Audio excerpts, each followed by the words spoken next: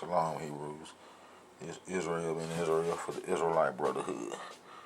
I'm finna do a little timeline to help the Hebrews with studying because, we need to know and have a little sense of when events and things happen in our history. And the devil, they ain't gonna tell you.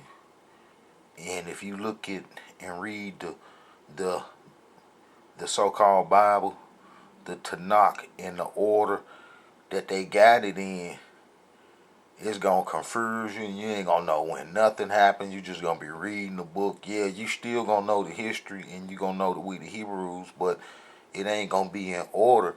And then this kind of like help you study world history because you can look at events in the world around about this time and it'll prove that the Bible and the prophets were real and that they were sent by the Creator. And that's another thing that I want to hit on real quick is that our heritage, we abandoned it to some Babylonian scribes. And when we abandon our heritage to them Babylonian scribes, like I said, all the time in other videos, sometimes it's going to be the first time that you Hebrews ever heard of a Babylonian scribe is because, you've been on Jewish history, the history that they created, and that's not the true and correct history. You have to learn how to take the Jewish myths out your history in order to have truth. That's what you got to do. And the Israelite Brotherhood done did that. We the founders of cutting the Jews out of our history.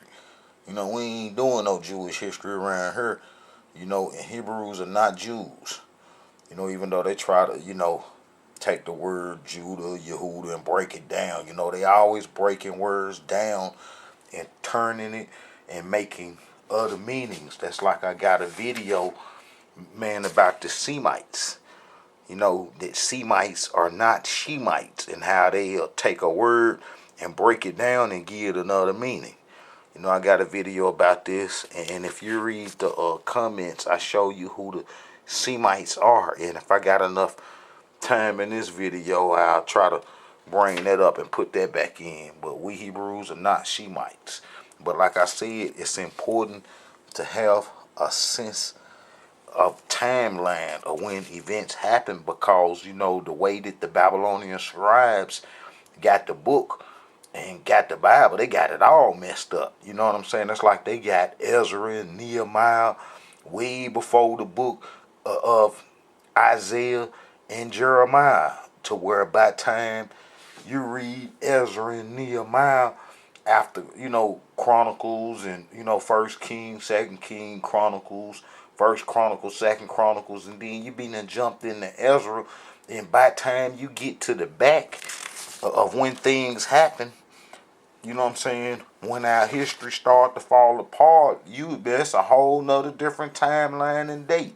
And they real slick with that. And the people that we abandoned our heritage to, been controlling writing and creating histories and governments and administrations, colleges, encyclopedias, everything for thousands of years. Like probably about a good 3,000 years before we come in heritage. Them Babylonian scribes, the Sephardims, the Sephardims, who are Amorites. The Babylonians founded Amorites.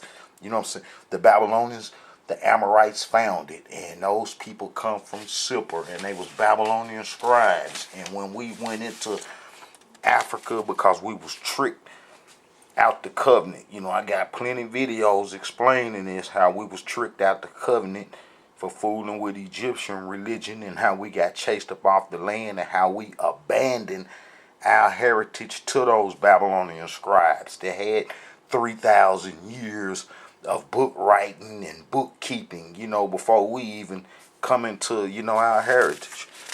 Okay, this little timeline that I'm going to show you should help you with your study. It's important, like I say, to have a sense of timeline, because if we leave it to the people who we abandon our heritage to show us anything about our heritage, they not gonna do it. They not gonna do it. You know, they ain't gonna do it. You know, they'll show you how to be a Jew and how to embrace Judaism, something that they created off our heritage, but trying to show you how to be the original Hebrew Israelite. They ain't finna do that, and they finna throw obstacles out there to keep you from, trying to do that or trying to achieve that. That's why I come, like I say, that we have to disregard all the history and books that they created, and the Israelite Brotherhood is like starting over with our history. We have to start over, because if we try to pick up something that they done led the course on, then we ain't gonna never reach our destiny. Okay, this is a little timeline, and this is supposed to help you. You know what I'm saying? And that's like, I didn't purposely put no timeline on Genesis, because we can't say when the Creator created the earth. Them heathens will try to say that it was created at this time or that time, but you better not listen to them or trust them on that. I'm here to tell you. But we know we Exodus, that we come into Egypt, about this time, and we Exodus about this time. It's like I got videos explaining the obelisk in Central Park, the Cleopatra needle, how it was put up at the beginning of our enslavement, when they started the abortions and started to, put they slick killing Egyptian system down on us, when we was in Egypt. And, I explained that, and I explained the Egyptian history and our dealings with them in a whole bunch of videos. Okay? But Exodus was around about this time. That's 1800 BC to 1460 BC. That's when we Exodus, dealing with the prophet Moses. Then, we get the little law, after we done violated prophet Moses by, throwing up the golden calf. And the golden calf ain't nothing but Hathor. Hathor, the golden calf, ain't nothing but Ias Horus. It's like what the cross is to Christianity is what the golden calf was to the Egyptian religion. Okay, so that's Leviticus. We see what time Leviticus was. And Leviticus is real important to understand right now today, because the Creator gave us a dietary law that we can live by today, even though they poisoning the majority of the foods. I say it's still healthy and better eating to eat by what Moses said was clean, and what was unclean than to just be eating anything that these heathens say. And the Jews have a secret way of eating. They mark the foods with, they little union of rabbis and come in and say that this food ain't got no pork in it or nothing unclean, biblically, and that is, that the Jews can eat it and stuff, because they try to have a secret way of eating and stuff, and everybody else eat whatever they, put out there and stuff. But Leviticus was real good to read and understand for us, the dietary laws. I think that's Leviticus 11, chapter 11. It's real good to read Leviticus. And you can also get an understanding of some of the laws that the Creator gave us and how they functioned back then. And then also, what's so good about the book of Leviticus is chapter 13. It tells you about these folks that had Tazarat on them, and how, some of them was clean, that was all white, and the ones that had little blemishes and spots on them and sores and stuff, how they wasn't unclean. But it's in Leviticus 13. And 13 is a real good number. They try to tell you that 13 is a bad number. 13 is a good number, because in the scriptures, on the chapter 13th of quite a few books in the Tanakh, you're going to see some real important information about your enemies, or something that we did that was real significant. And it's always in chapter 13. That's like we got rid of our enemies that had plotted to get us in the book of Esther on Adar. I think that coincide with December the 13th or somewhere about that time.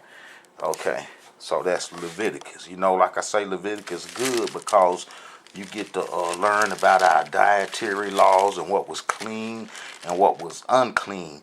And those laws, I think the dietary laws we can easily bring back. We'll never be able to do the sacrifices and the things that we once did. That was basically to wing us off the other religions and so forth, that the Creator didn't really care nothing about no sacrifice and stuff like that, that he mostly wanted you to obey his law in his covenant. Okay, so Leviticus 13 give you a whole bunch of good information. Okay, and we know that was 1445 BC. Alright, then we get the book of Numbers. Numbers is real good information in the book of Numbers, because that's when our families was given they numbers and and the lots and the leaders and so forth. Numbers real good to read, and Numbers got a lot of history, and that's like the Nazareth law. The how the Hebrews had the locks and how they took special vows and stuff, and how they live within those vows that they took, and that's in Numbers.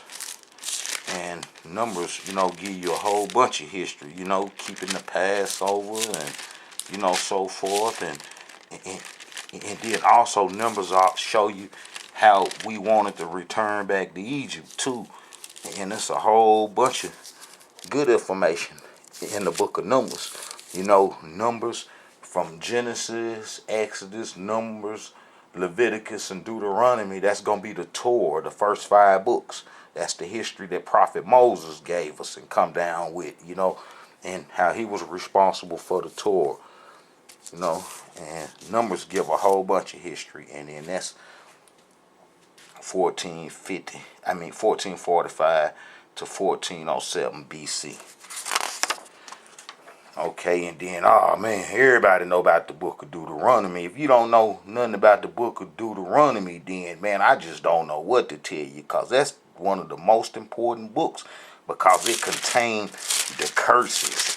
It contained the curses that if we broke the covenant, which the Creator had said that he knew we would break the covenant, but that if we broke the covenant, some of the things that would happen to us. And you can compare the curses to any other ethnic group's history, and you're going to see that they don't even come close to what the Hebrews were prophesied to go through if they broke the covenant. And that's why our history has been extraordinary.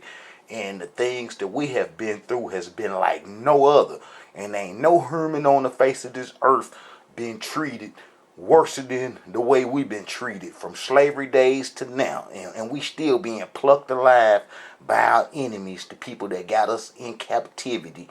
And we still in captivity because our mind was changed during the slavery days, when they beat us and stripped us of our mentality and installed their beliefs and their philosophies, and they hold everything in us.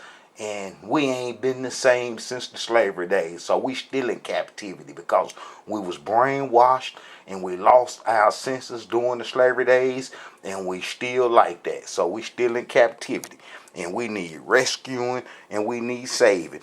And the curses, chapter 28 of Deuteronomy, tell you about some of the things that the Hebrew will go through that will be like no other. You know what I'm saying? It's like the Elohim will smite thee with madness, with blandishment, astonishment of heart. And thou shalt grope at noonday as the blind gropeth in darkness, and thou shalt not prosper in thy ways, and thou shalt be only oppressed and spoiled evermore. Thou shalt betroth a wife, and another man shall lie with her. Thou shalt build an house, and thou shalt not dwell therein. Thou shalt plant a vineyard, and shalt not gather the grapes thereof. That was the economy and the wealth and the products that they had back then.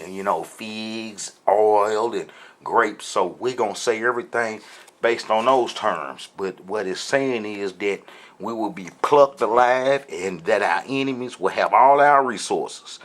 All right, thy sons and thy daughters shall be given unto another people, and then eyes shall look and fail with longing for them all the day long, and thou shalt have no might in thine hand.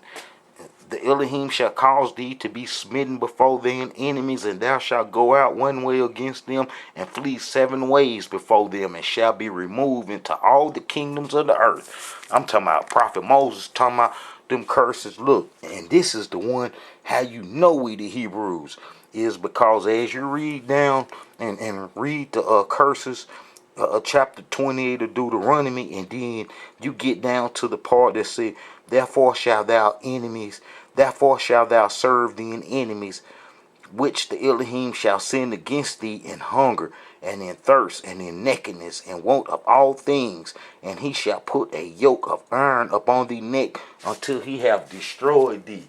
Now just imagine, he said that a yoke of iron to be put up on these folks' neck. And it's a known fact how we come over with the yoke of iron on our neck. With the yoke of iron on our neck. That ain't the one. But just imagine having that on your neck. You can't sleep. You can't go nowhere. You just pure miserable your whole life.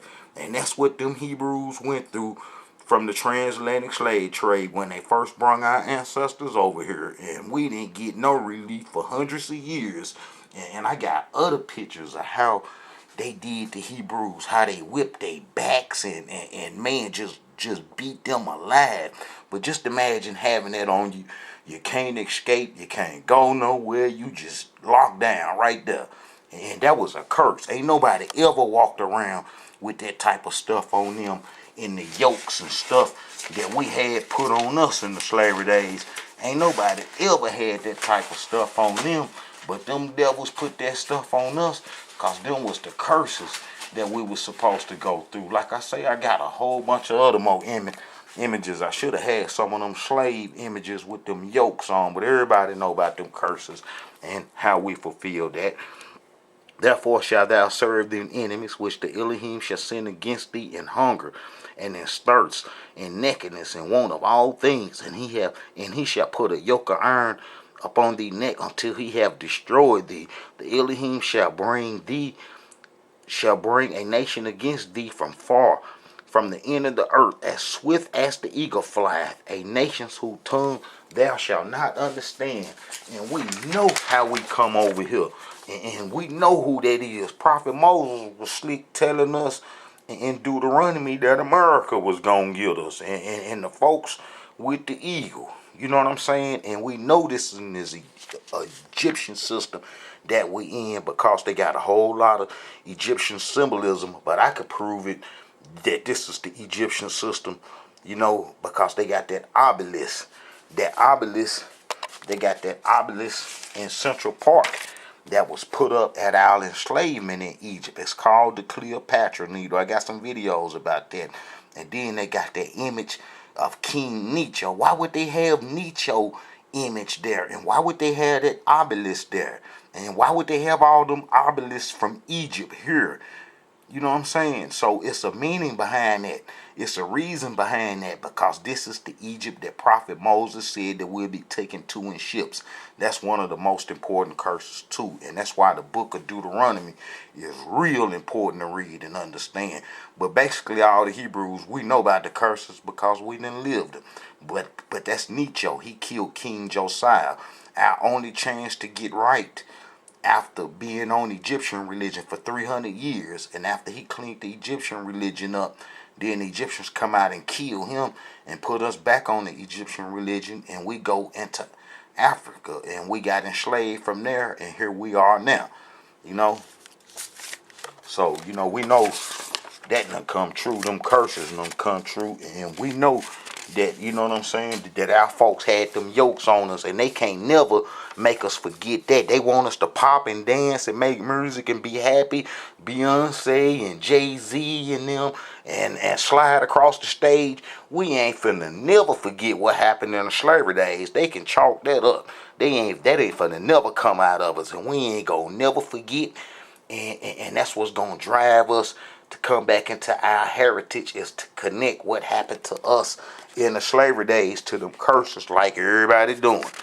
because we the Hebrews. Okay, and another a significant curse is this one. The stranger that is within thee shall get up above thee very high, and thou shalt come down very low. And he shall lend to thee, and thou shalt not lend to him. And he shall be the head, and thou shalt be the tail. Now every Hebrew on the face of this earth here in captivity know that that curse right there is a very grievous curse, because we see this right now today, how all the other ethnic groups and people move into our neighborhood and take over the stores, take over the resources, and everybody knows about 60 loan shops or loan shops that we go to and basically in bondage to all that stuff. But we definitely in bondage to the strangers that done come within our neighborhoods and own all the stores, every store in the community. That's like a lot of people say, oh, it was good what Martin Luther King and the civil rights did for us. Us Hebrews know that we was tricked once again during the civil rights days, and how our whole resources and everything was snatched off from upon us in the blink of an eye because of the civil rights, because we lost everything in our community to the other folks' businesses. You know, we couldn't compete because we come here as slaves, and what little bit we did gather, you know, it was snatched from us in the slavery days. And everybody know that everything that they took from us during after slavery, the Jim Crow days and the civil rights days, how they took everything you had, every invention you made, that was gonna get took, and everything. So we ain't never had nothing. And the civil rights destroyed us. Martin Luther King destroyed us and got us in a position right now that we in today. And that's why come they made him a holiday and made him a figure and a leader, because he destroyed us. All right, but we know that that curse come to pass. He shall lend to thee, and thou shalt not lend to him. He shall be the head, and thou shalt be the tail. And we know that them folks, the strangers that come into our community, got it just like that. And also, like I said, that ship, the most important curse. And the Elohim shall bring thee into Egypt again with ships, by the whereof I spake unto thee, and thou shalt see it no more again. And there ye shall be sold unto your enemies for bondman and bondwoman, and no man shall buy you. Meaning that nobody can bring no gold and say, here, don't bother them no more. You know, like how they used to pull up on us in the land when we was in the land, and the Babylonians them and the Egyptians them put a tax on us in order not to come in there and tear our land up and take us away. Well, you know, couldn't nobody come do that for us. You know, it was over with. We had to go into slavery because we done broke the covenant for the Egyptian religion, and we was taken to this Egypt. Like I say, this is the Egypt, the Egyptian system that the Creator say that we will be taken to in ships. And I done showed you the obelisk that's in New York called the Cleopatra Needle. So it's a lot of information. There's a lot of information in the book of Deuteronomy. We got to understand that. That's one of the foundations. That's the cornerstone right there. You can't do nothing without it. And that's 1407 BC to 1406 BC. Okay. And then you get the prophet Joshua. You know, after prophet Moses passed away, because he did say that we would break the covenant. You know, I'm kind of like right here. And that we would go into a bondage later on for breaking the covenant. And that was prophet Moses' last little speech before, you know, Joshua come on. And Joshua come on, and we started to go into the land and started to get our inheritance. But then we fell apart after he passed away. All right. This is the Creator saying we'll break the covenant. And the Elohim said unto Moses, behold, thou shalt sleep with thy father, and this people will rise up and go a whoring after the gods of the strangers of the land where they go to be among them, and will forsake me and break my covenant which I have made with them. You see what I'm saying? And that's what prophet Moses said. For I know that after my death you will utterly corrupt yourselves and turn aside from the way which I have commanded you, and evil will befall you in the latter days, because ye will do evil in the sight of the Elohim to provoke him to anger through the works of your hands. Man, if that didn't happen.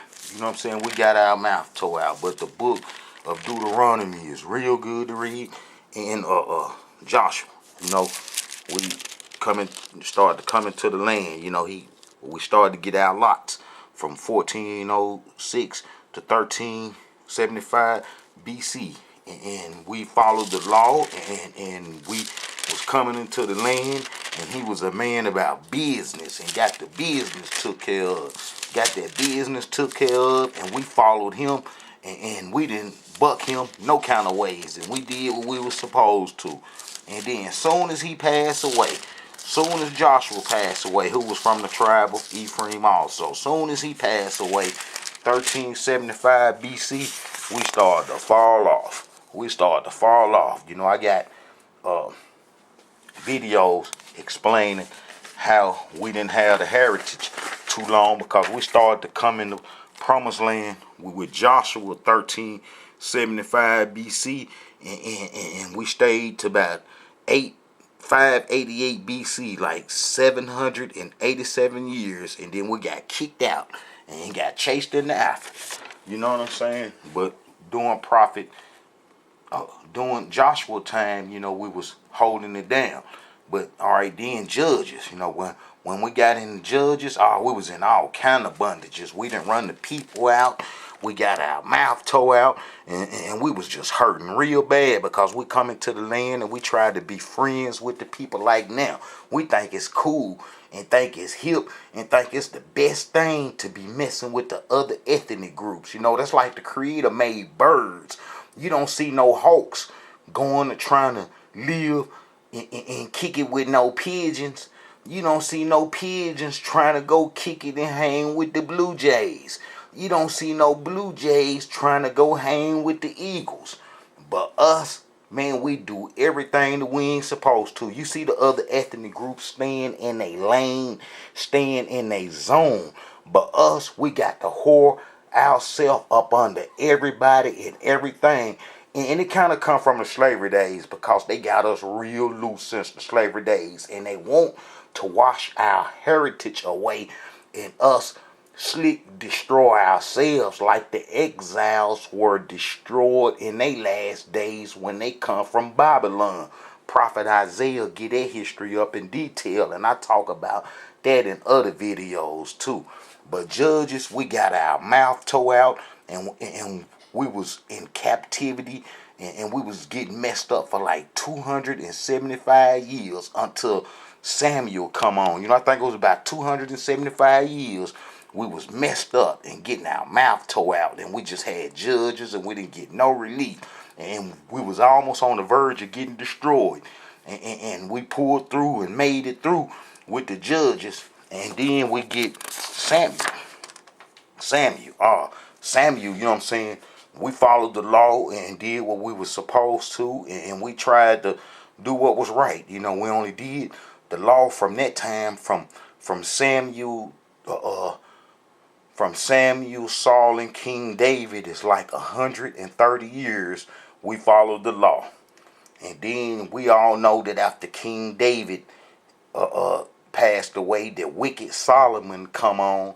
And when wicked Solomon come on, and after his death, it was downhill for 300 years to King Josiah come about. And then that's going to be that king that I showed you with that obelisk that Necho killed, King Josiah. Okay, so, you know, Samuel, this is 1100 to 1010 BC. Samuel, we following the law. We trying to do right. He making us do right. You know what I'm saying? All right, Samuel 2. You know, we know Saul, King Saul come on, and how we, you know, started to try to, you know, get our inheritance, how he kicked it off, and we started to try to get our inheritance and stuff, and how he, you know, led the charge. And then we know how King David was loved of the Creator, because King David, you know, You know what I'm saying? That's when he come on 10:10, and you know what I'm saying, he was all the way to 971 BC, and then that's when Solomon come on, and we know how King David them barred none of them heathens, and all them heathens had to taste that sword. You know, all them heathens had to get a little taste of that sword with King David, and he barred none, and that's when we got our inheritance, because King David didn't mind getting up with them Edomites and them Amorites and them Jebusites and them people that had Nephilim in them, that was had a little Cain strain in them. You know, I got videos going into this too, but King David took care of the business. King David took care of the business, and that's why when the Creator say he gonna raise up King David again, King David is going to be the spirit that's in all of us, because we going to want to get our land, and we going to want to take care of our business like we had supposed to when we get our land and get a chance. And this verses in Jeremiah that tell you that we going to take care of the business, you know, and that was a book that was when we was on the downfall and when it was basically over with for us. You know, let me shoot to that. I kind of want to wait till I get to Jeremiah, but it wouldn't hurt to see this though, since I'm talking about this. Okay, you go to Jeremiah 51. All right, 51. All right, Jeremiah 51, and it starts around about, you see, you go 19.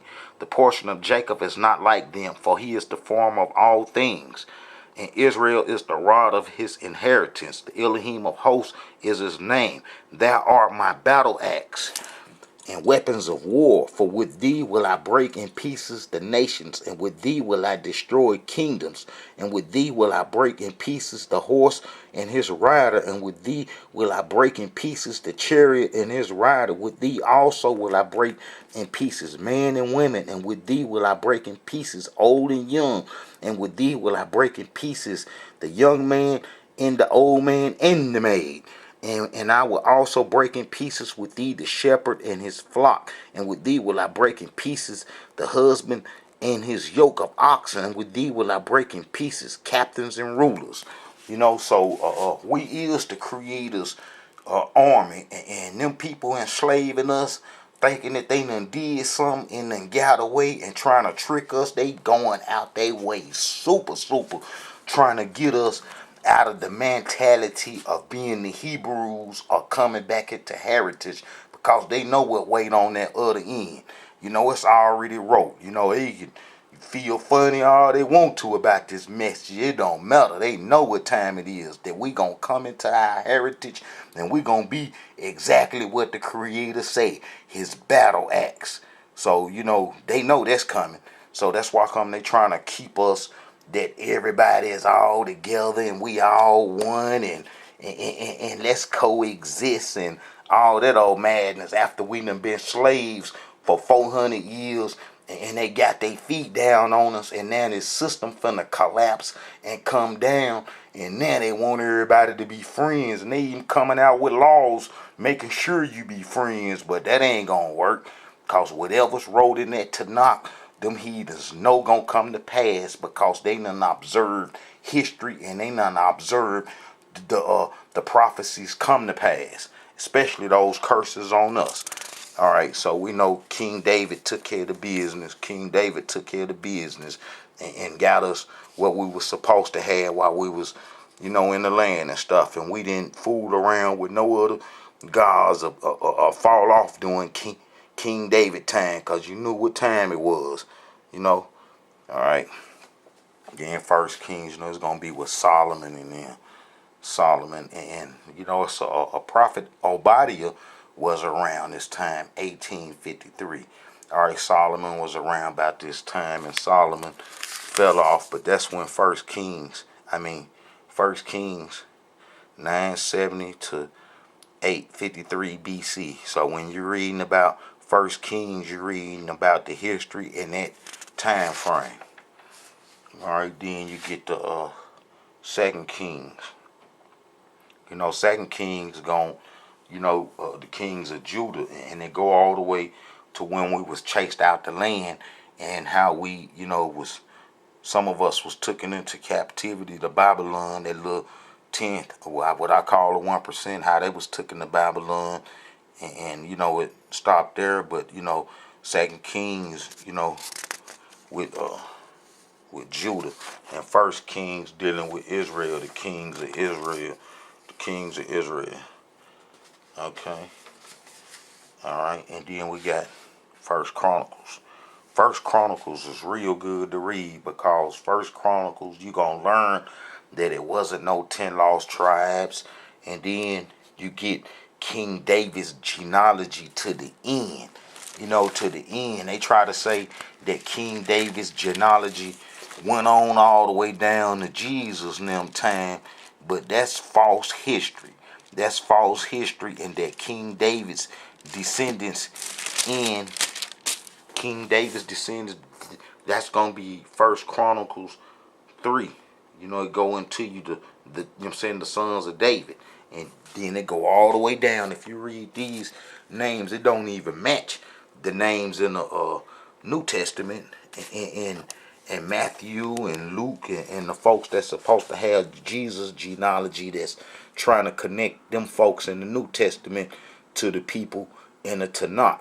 And I got proof in history showing that every time an invader pull up, that those Jews and people that we abandon our heritage to will create a new genealogy and start themselves off King David and Aaron, the priests, and all them, and how they'll make them a new genealogy every time somebody come in and invade, and they'll connect themselves to the history. The invaders too. But this First Chronicles chapter 3 is David's land, and it go all the way down to Anani. And Anani gonna be the last King David's descendants. After he gone, it is over with. Ain't no more. You know what I'm saying? And how King David's spirit, as well as Prophet Elijah, the religion killer, gonna be in us in these last days. He gonna hate all religions, is what Prophet Elijah did. He hated all religions. You know what I'm saying? He ain't care nothing about no religions, no tolerance, zero tolerance. We Hebrews, and we gonna get like that when we get our heritage and get our land. When we get our land, it's gonna be zero tolerance for the other religions.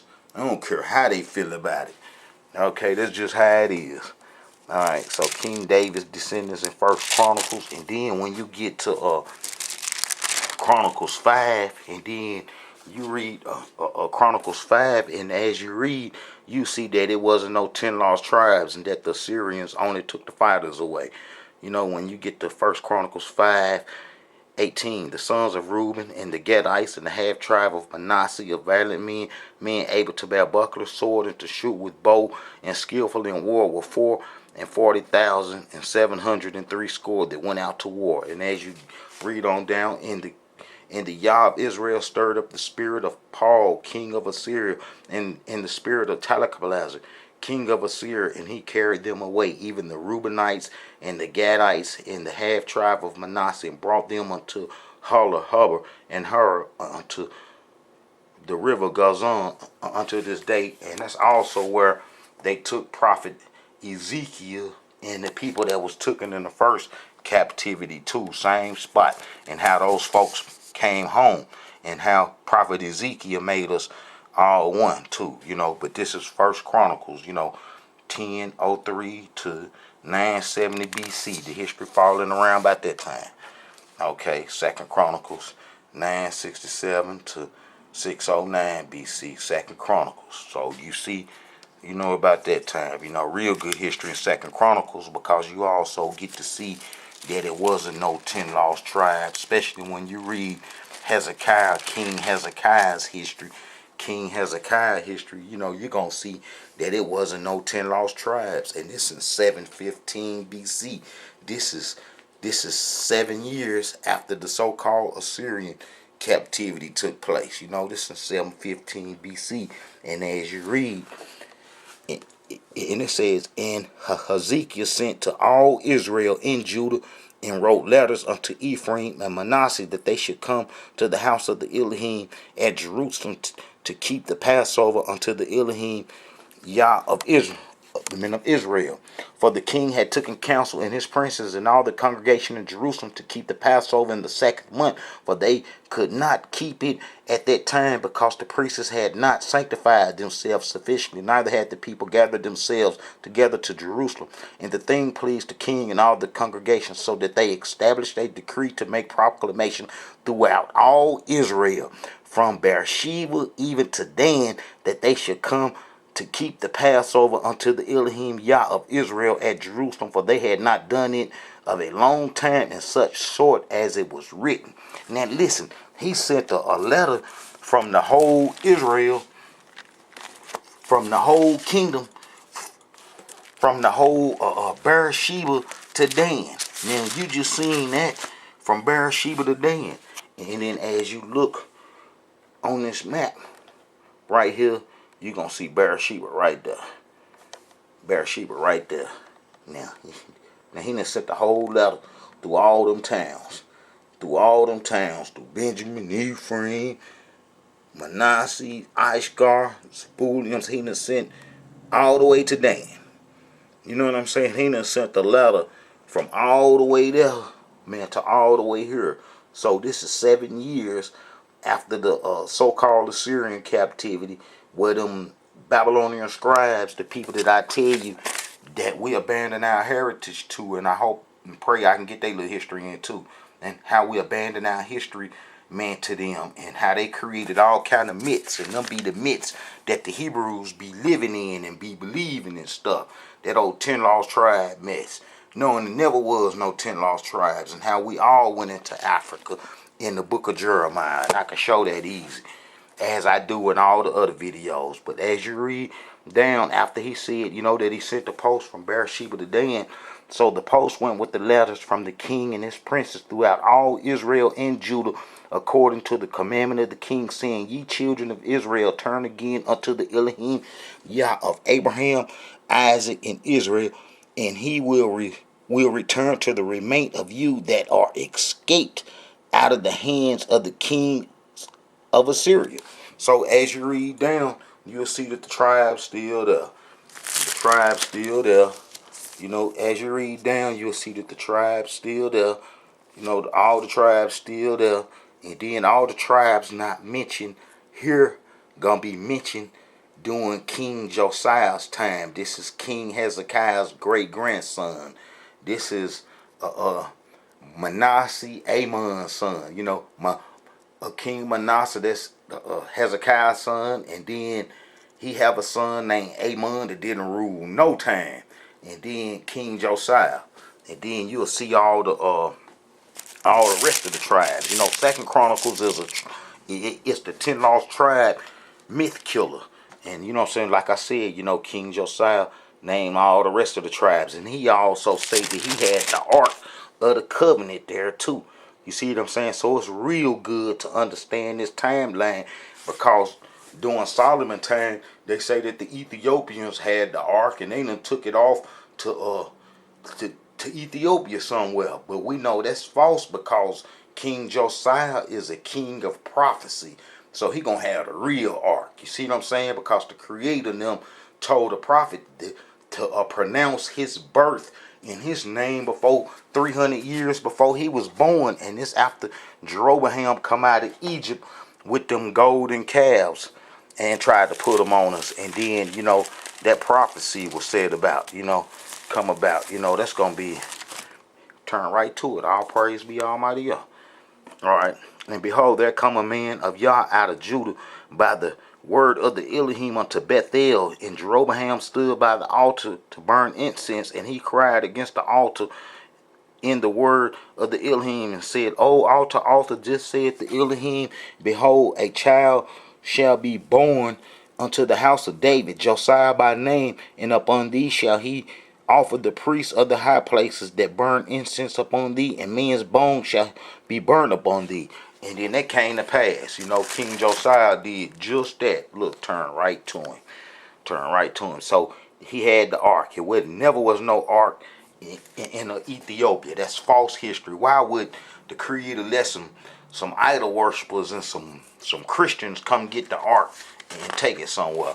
So Second Chronicles clean up all that history, and it's important to know, the timeline and stuff. All right. Now, Obadiah. Obadiah.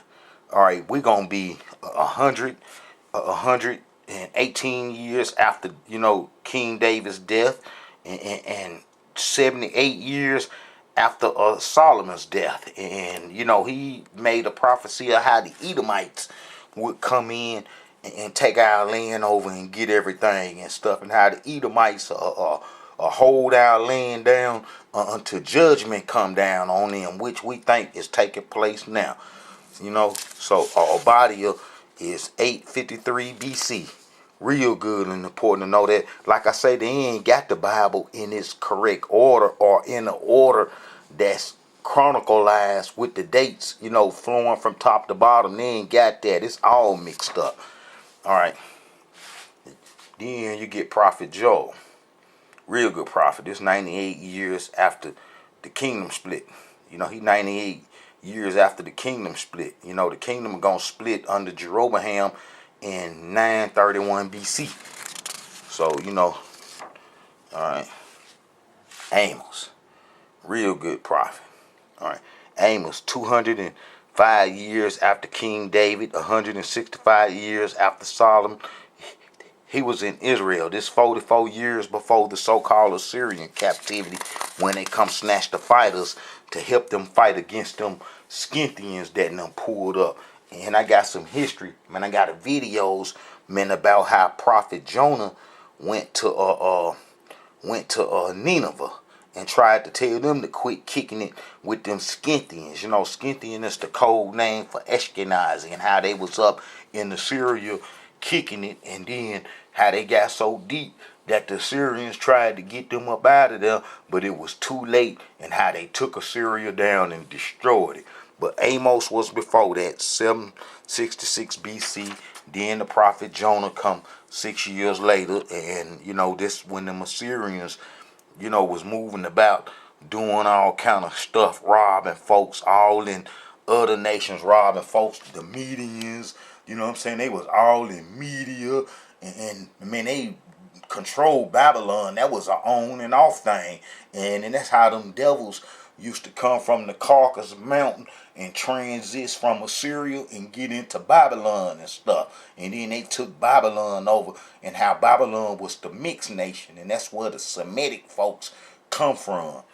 All right, Jonah would go to Nineveh and try to tell them to get straight and to quit kicking it with them folks, and they didn't listen. And then, the prophet Hosea, 753 BC, a lot of people be quoting his history and don't even know the timeline or nothing. He was 31 years before the Assyrian captivity. 31 years before the Assyrian captivity, and he was in Israel. All right, and then the main boss, this the boss right here, Prophet Isaiah. Oh man, he got so much history, and he tell you the whole captivity for us, and how it was gonna come to an end, and how the exiles was gonna be destroyed. I got that, and also he was doing the Assyrian troubles, and how the Syrians came in the land boasting of what they done did to us, and how tough they was, and all that stuff. And Prophet Isaiah wasn't moved or scared of none of them folks, and he wasn't scared of them. And Prophet Micah was at the same time that Prophet Isaiah was. You know what I'm saying? It's like I said, Prophet Isaiah was 739 to 701 BC. 739 to 701 BC. All right, then you got the Prophet Micah. He was around at the same time that Prophet Isaiah was around. They was around together and stuff, and they was both in the tribe of Judah, in Judah's inheritance. And he was 13 years before the Syrians pull up. He was there 13 years before the Syrians pull up. And after Syrians pull up and did they little dirt tours and stuff, immediately Prophet Num pronounced their destruction.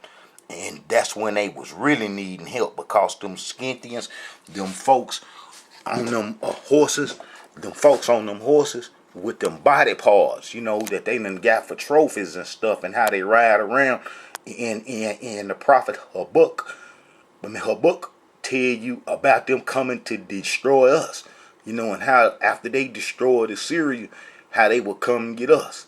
And sure enough, if that didn't happen, but Prophet Nunn prophesied Assyria's destruction, because Assyria had got the big head and they credit what they did to their God. So the real creator had them Scythians destroy them, and Prophet Num told them before they was even destroyed, because Assyria was destroyed in 612 BC. So they had time and heard this prophet oracle and knew what he had said, and they had time to straighten up and get right, but they didn't. So them Scythians destroyed them.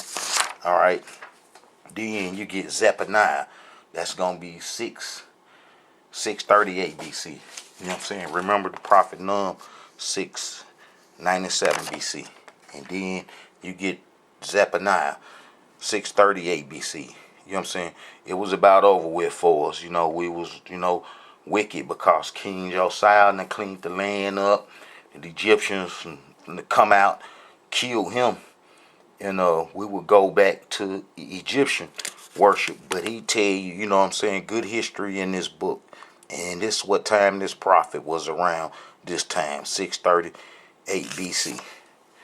Okay, and then you get the main man, Prophet Jeremiah. This is the prophet, how we the Hebrews, because it was during the book of Jeremiah that we ran into Africa, saying that we was going to do the Egyptian religion, and how we was going to stay there and live there and stuff. And that's what, prophet, the book Jeremiah is about. The Egyptians had killed King Josiah, and we was through. Our sins was bad. Our sin was on the same level as Sodom and Gomorrah. It couldn't find nobody righteous there.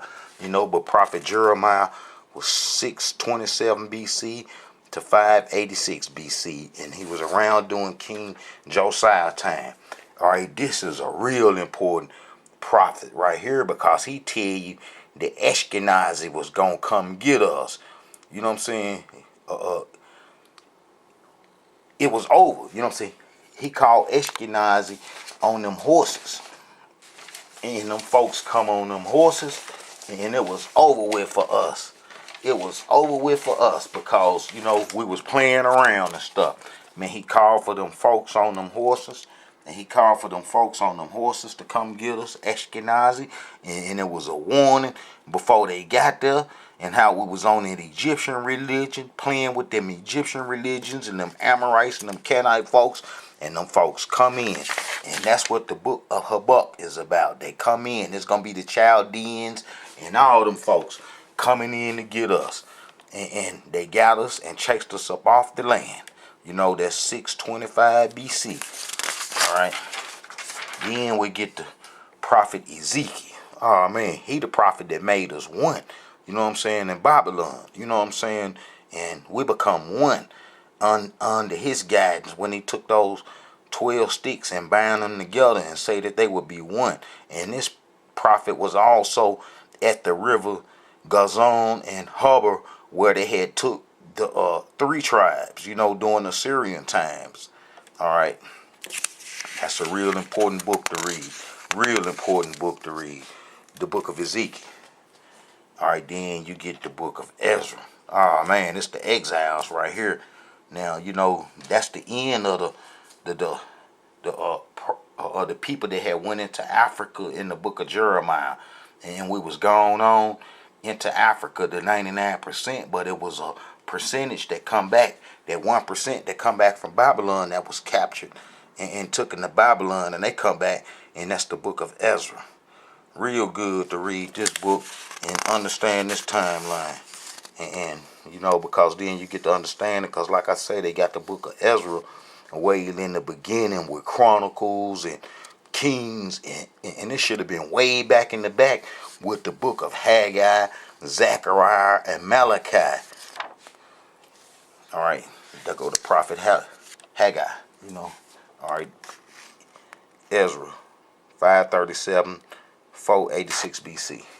And then you get the prophet Haggai. You know what I'm saying? He even tell you that the exile You know what I'm saying? That they, was up under the old covenant from Moses, and how they couldn't mix and do none of that stuff, and how he was still surprised that they were still on the land after trespassing. This 520 BC. All right, then you get the book of Zechariah. That's 520 BC. Real important book to read, because he explained what the exiles was going through. And then you get the book of Esther. Real good. Real important to read the book of Esther and Mordecai. Mordecai, her uncle that helped her, came home with the exiles. He come home during Ezra time. Let me see if I can find that. He come home during Ezra time, and Ezra time fall within that time. Okay, let's see. Ezra. All right, you see Mordecai right there. And we already know that Ezra, the book of Ezra was 530 to 537 to 486, and the book of Esther fall within that timeline. So he come home, Mordecai come home with the people, and how we got released from Persia. You know what I'm saying? The Persians whooped the Babylonians, and how we got released from the Babylonians.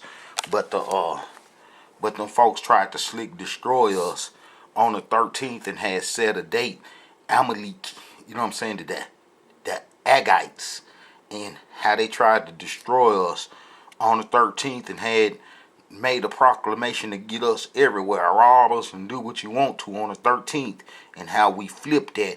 And the Queen Esther, the sister that the Persian king liked it and stuff, she got him to flip the game, and then we end up getting them on the 13th. And that's why I say that the number 13 is bad for them, and they say that it's bad and stuff, and they even create a holiday off what happened, in Persia and stuff, off what them folks tried to do. They gonna make a holiday and try to cover up they blunder and stuff for not being able to get us. But it was on the 13th of Adar. I think that coincide with December. But this Esther 483 to 472 BC. All right, and then you get the book of Nehemiah.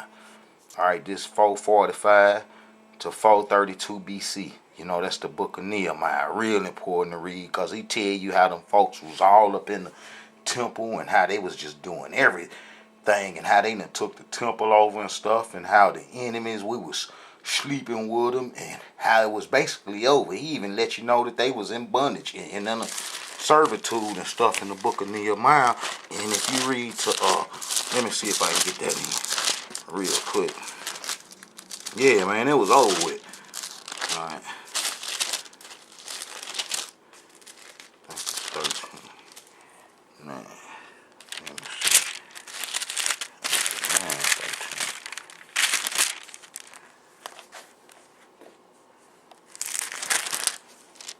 13. Let me see. All right.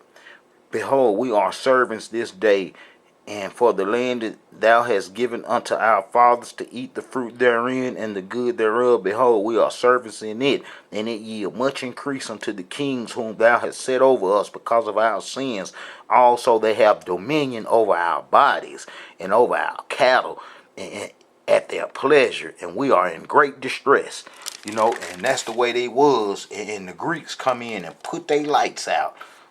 After the book of Malachi, after the prophet Malachi, the Greeks come in and put their lights out. But this Nehemiah right there, 445 to 432 BC. And that book is sad, because, the enemies had done tricked us, tricked the exiles, and made them start mating and sleeping with the other enemies, and stuff, and tricking them out their heritage through mixing. And they got all the exiles killed. They got wiped out so fast within a 98-year period, and that's why the Greeks come in, because we couldn't pass heritage. The Hebrews couldn't mate with the other people and pass our heritage on to them people. It was a lot of people that had moved into the promised land, and I show that on the the videos showing them Semites, you know, but there was a lot of people had moved into the promised land. A lot of people moved into the promised land. And man, they had took the land over. You know what I'm saying? That's like these folks right here.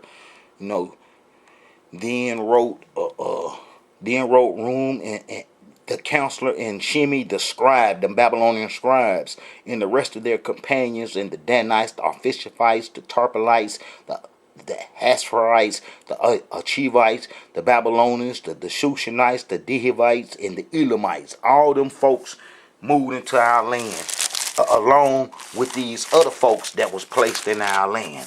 You know, in 722 BC, they were never driven out. And the king of Assyria brought men from Babylon and from Cuddar and from Abel and from Hamath and from Sepharvaim and placed them in the cities of Samaria instead of the children of Israel. And they possessed Samaria and dwelt in the cities thereof. Well, them Amorites, them Babylonian scribes right there, we abandoned our heritage too. And it was about 50 nations of people moved up. Everybody, all the tribes, everybody came to the promised land after we got chased out of it into Africa. And I got videos going into that explaining how we got chased about the land for saying that we wanted to worship the Egyptian religion. Well, in the book of Nehemiah, it was over with. It was over with. You know what I'm saying? They was mixing and they got tricked out their heritage. That's like in these last days, they trying to get us to mix up with everybody so we won't have no heritage. And they think that they can outsmart us and mix us out so they can keep our heritage, and we don't never come into heritage because we'll be all mixed up, men up under their control. All right, the last book, Malachi, 430 BC. It was over. Greeks show up and kill the exiles off real fast. 332 BC with no more. All the Hebrews gone. And then I got videos showing with a whole bunch of other additional history in the comment parts showing you how the Greeks, the Ptolemies, the Lichemists, all them claim a Hebrew heritage and how they even was priests in the temple. You know, and oh man, it's awful. The exiles got destroyed real fast. They didn't make it over. They didn't make it over into New Testament times. The exiles, that little 1% got knocked off so fast, it was over with for them. And that's how our history go. And this is the end. 430 BC. And 98 years later, the Greeks show up. It was over with. No more Hebrews. And all was left is the ones that had ran into Africa in the book of Jeremiah, because we said that we was going to do the Egyptian religion. That's what caused the Babylonian wars. And if you go to Jeremiah chapter 44, I ain't going to make this video long. Chapter 44, verse 15, 16, 17, and 18, you'll see that this was a state of mind. Then all the men which knew that their wives had burned incense unto other gods, and all the women that stood by, a great multitude, even all the people that dwelled in the land of Egypt and Pathros, answered Jeremiah, saying, As for the word that thou hast spoken to us in the name of the Elohim, we will not hearken unto thee, but we will certainly do whatsoever thing go forth out of our own mouth, to burn incense unto the Queen of Heaven, and to pour out drink offerings unto her, as we have done, we and our fathers, our kings, our princes in the cities of Judah and in the streets of Jerusalem. For then had we plenty of food and were well and saw no evil. But since we left off to burn incense unto the Queen of Heaven and to pour out drink offerings unto her, we have wanted all things and have been consumed by the sword and by famine. And we even told the prophet Jeremiah that, that the Creator didn't say don't go there. Don't go into Egypt, and that it was cool for us to go there after them Babylonians, them Scythians had showed up. And it come to pass that when Jeremiah had made an end of speaking unto all the people the words of the Elohim their Yah, for which the Elohim their Yah had sent him to them, even all these words, then spake Azariah the son of Hoshea, and Johanan the son of Ker, and all the proud men, saying unto Jeremiah, Thou speakest falsely. The Elohim our Yah hath not sent thee to say, Go not into Egypt to sojourn there. But Baruch the son of Ner setteth thee on edge to deliver us into the hand of the Chaldeans, that they might put us to death and carry us away captive into Babylon. And that's how they'd have been carrying us away, on their horses for body parts. Well, them folks, it was over with. It was over with. So that's how the Bible should roll, and then that's some dates to help you with. You know, I had did this one time, but I think this may be a little more clear to you. Shalom. It's Israel for the Israelite Brotherhood. This Israel being Israel for the Israelite Brotherhood. Subscribe, Hebrews, and let's get this message passed out. Shalom.